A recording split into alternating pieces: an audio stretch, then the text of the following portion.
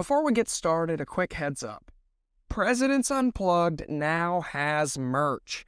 If you want to support the show and represent the podcast in your daily life, you can at presidentsunpluggedmerch.com. That is presidentsunpluggedmerch.com. Now, let's get into today's episode.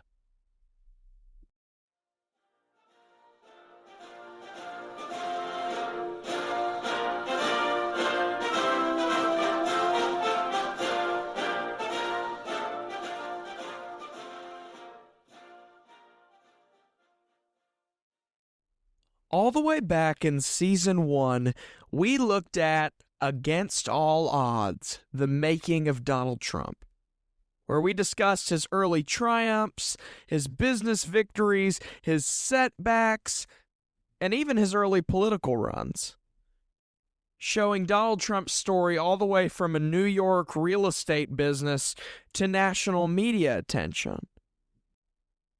And on this week's episode of Presidents Unplugged, we're going to cover the election of 2016 all the way up until the end of Donald Trump's first term in January of 2021. Let's do this.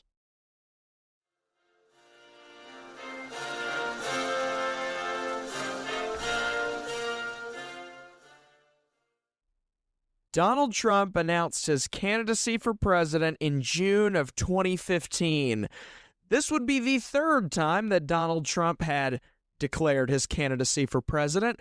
First in 2000 with the Reform Party, again in 2012, and now in 2015, getting ready for the 2016 election. Immediately, Trump presented himself as a political outsider. He knew he wasn't normal compared to all these other guys running. Donald Trump was not a career politician. He was a businessman stepping into this political arena. His campaign slogan that we all know very well today, "Make America Great Again," became his sort of rallying cry. But Donald Trump did not really create this phrase. "Let's make America great again" was on many political buttons to campaign for Ronald Reagan in 1980. But as I'm thinking about it, don't Ronald Reagan and Donald Trump kind of echo each other? Ronald Reagan was an actor. He was some sort of a celebrity. Donald Trump was a businessman turned TV star, sort of a celebrity.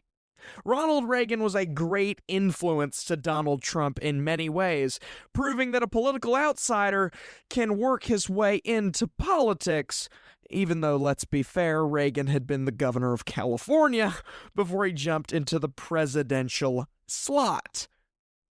But here's the point. Donald Trump's "Make America Great Again" slogan was one of the many things that Donald Trump took inspiration from Mr. Ronald Reagan. Early in Trump's candidacy, the media focused on blunt rhetoric, also known as the controversial side of the things Donald Trump says.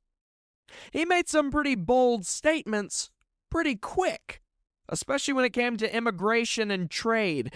One of his most consistent promises early on was building a wall between Mexico and the United States, a proposal that would become infamous with Donald Trump in 2016. And at the same time, Trump also campaigned on attacking corrupt politicians in Washington that were just being unfair to America. He didn't say they need to work on themselves. He said they needed to be removed entirely. These weren't just normal statements that politicians were making. These were bold jumps when it came to Donald Trump's policy that really did take a lot of Americans by surprise. But they were loving it. It almost seemed counterintuitive. This guy that's making all these crazy statements is becoming the frontrunner for the Republican Party.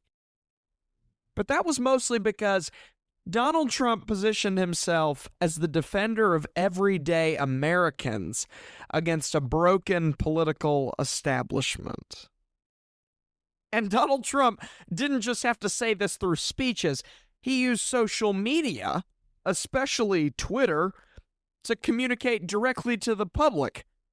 You think George W. Bush was posting on Twitter about 9/11? No. You think Obama was just sending selfies to say, hey, this is what I'm doing? Donald Trump using social media as a form of political engagement was a brand new thing that nobody had really seen before. It almost didn't seem presidential. Oh, how the times have changed. These posts that Trump made were sudden, they were random, and they were honestly just shocking, though they weren't really surprising to those who had followed and knew Donald Trump's personality for decades. Donald Trump used literal bully tactics to shut down his opponents. Many moments were not remembered in these debates for the policies they talked about, but they were just because of the comments. During the first Republican national debate, the moderator, Megyn Kelly, asked Donald Trump, you call women you don't like fat pigs, dogs, slobs? And instead of giving a legit reason why he did these things, Trump just says, only Rosie O'Donnell, who was a comedian and television host that he had feuded with publicly for years. And even though people thought the crowd would kind of be like, ooh, yikes, he's just said that. No, they cheered and clapped and were super excited about that statement. Yeah, Donald Trump knew how to get the media stirring. That's something he learned from being a businessman. And Donald Trump's bluntness had turned from something that could have been seen as a big negative into, for Trump, especially in the media, a grand positive. And despite there being easily over 10 candidates for the Republican nomination on that stage, Trump stood out. Not because of, yet again, his policy, but because of how he approached things. He had a bluntness that nobody had really seen before, and it was taking audiences. And yet again, Donald Trump was doing things that had never been done before. He began winning states that Republicans had struggled to win for years. His victories signaled that something unusual was happening. A political outsider was winning in the polls. And when the results came back from the 2016 election, after he won the nomination and went against Hillary Clinton, the former First Lady and Secretary of State under Barack Obama, Trump had lost the popular vote, but had won the electoral vote. And to give a very short explanation about how elections work, it doesn't matter necessarily if you win the popular vote as the president. It depends on the electors in your state. Who did they vote for? They obviously vote with the people most of the time, but the electoral system versus the popular vote can sometimes look a little strange.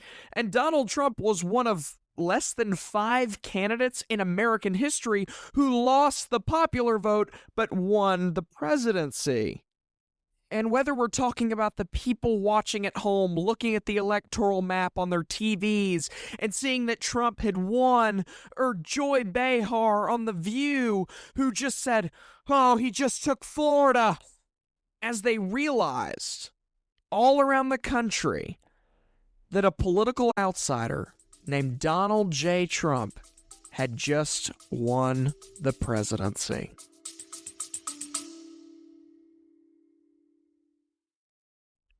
Abraham Lincoln was 6'4". Franklin Delano Roosevelt served as president for more than 4,000 days. Those are facts. But here's another fact.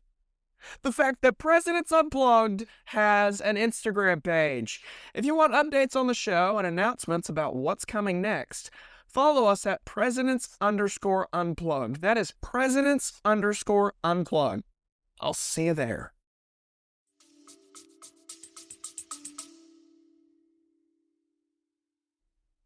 Right after Donald Trump was inaugurated as the 45th president in January of 2017, America's mindset began to shift to something called the America First platform. Now, we hear America First even in Donald Trump's second presidential term. Ooh, spoiler alert, sorry. We even hear that today. But what does America First really mean?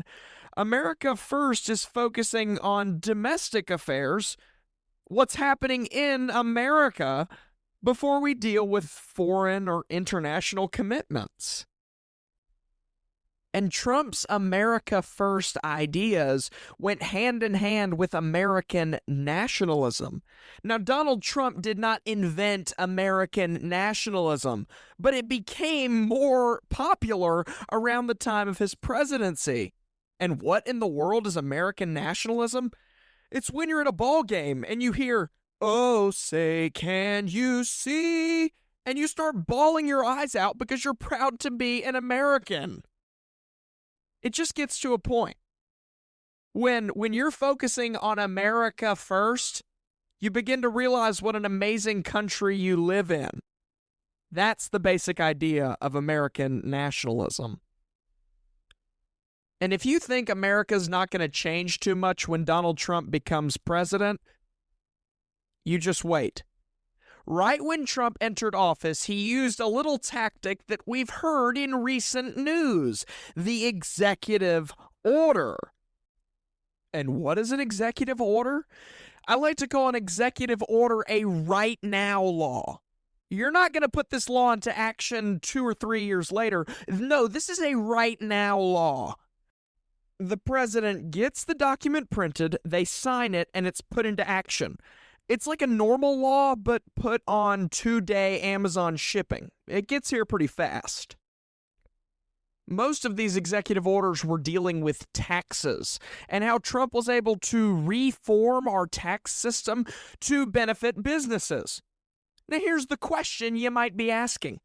Why are we benefiting these super rich businesses? How does that even affect me? Knock, knock, here's Ronald Reagan with trickle-down economics. If a business is given a tax break, theoretically, it will be able to make more products, which can be given out to more people, which then makes more money that can go around and strengthen our economy. But if you think Donald Trump is just going to be all buddy-buddy with all these big corporations, ask major news outlets like ABC and CNN. Instead of Donald Trump, knowing that he doesn't agree with them, trying to answer their questions, at least to some extent, he would just say, "You're fake news," and then he would walk away. It was just the Trump style. And if you think this makes Trump look weak, wait till you hear about North Korea.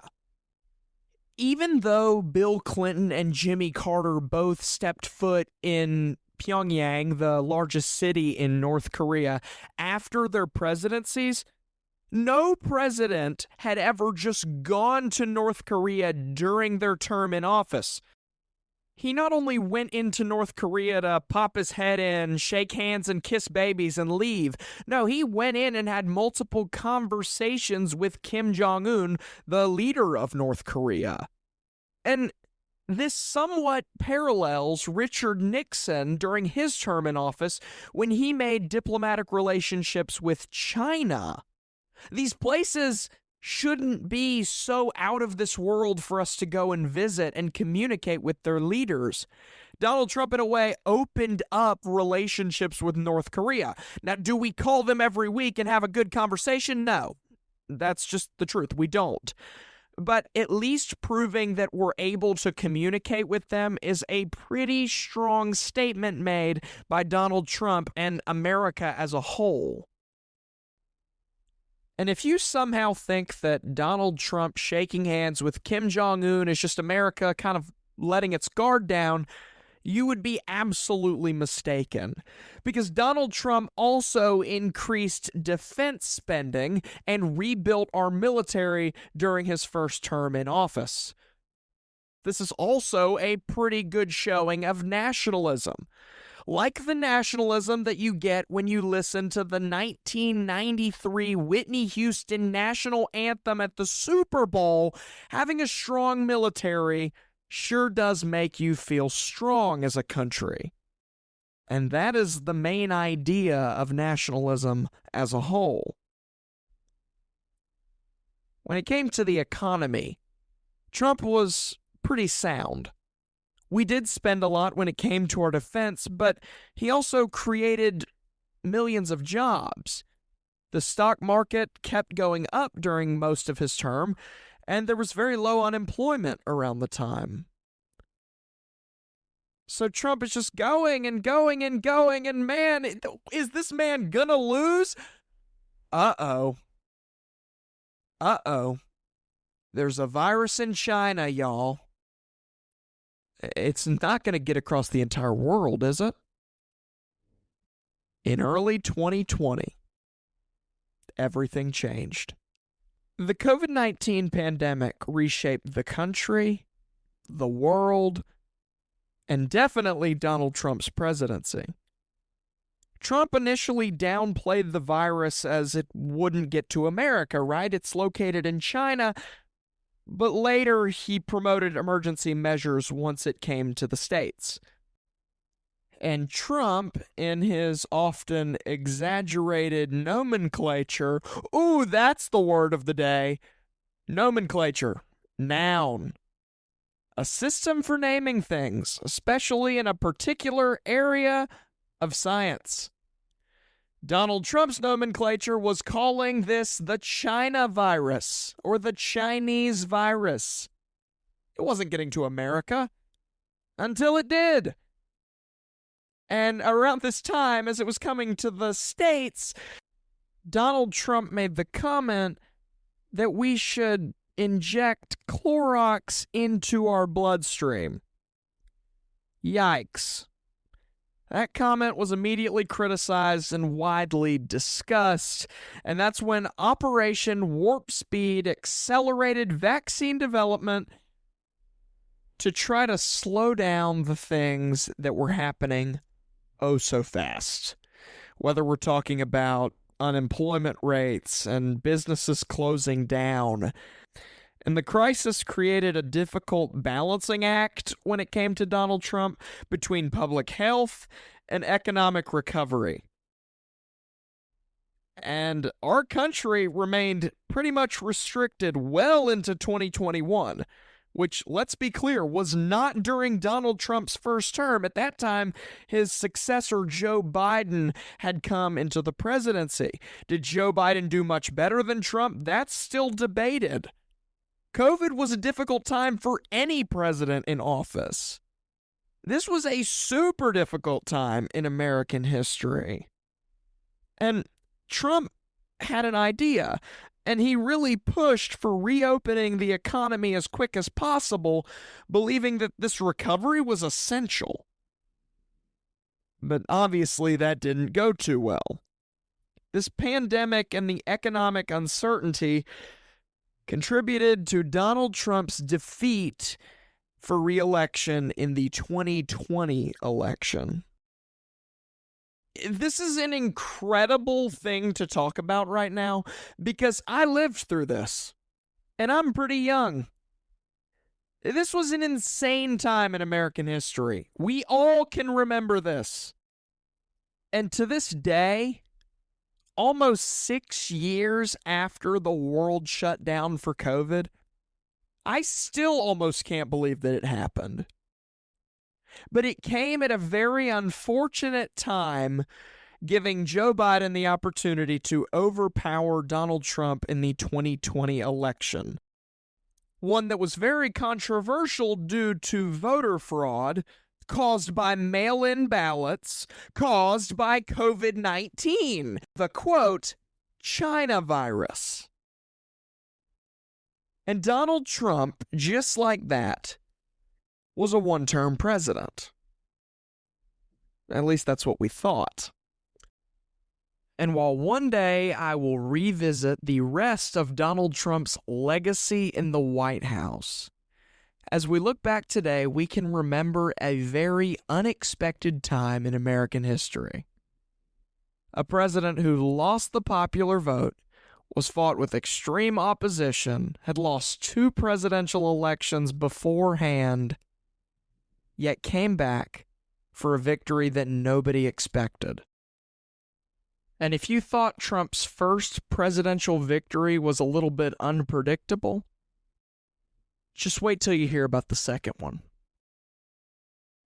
And that is why Donald Trump's first presidential term is so important. Thank you for listening to Season 3 of Presidents Unplugged.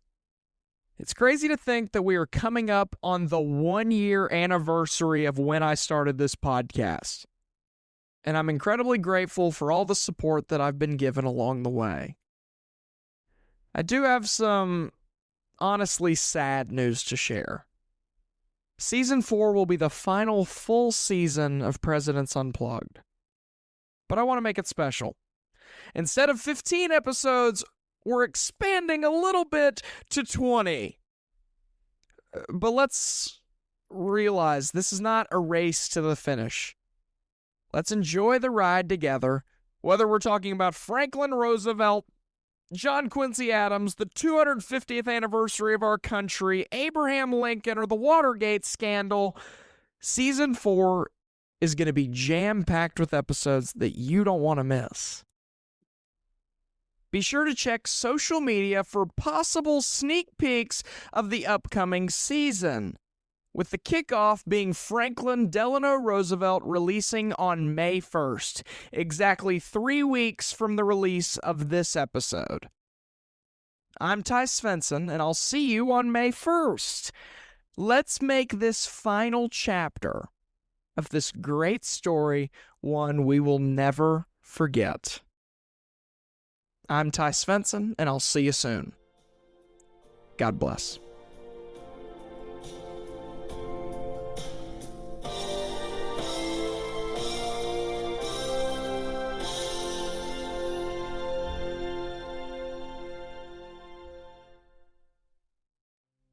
Thank you for listening to Presidents Unplugged. If you enjoy content like this, give us a follow on Apple Podcasts or Spotify today to be notified that your favorite presidential podcast has released new content. Now, when do we release new content? Once a month, maybe twice a year, maybe even once a year? No. We release new content every Friday at 1 p.m. for my American enthusiasts to enjoy. Come join me on our dive into making American history the most entertaining and interesting subject to learn every single week. I'm Ty Svensson, this is Presidents Unplugged, and I'll see you soon.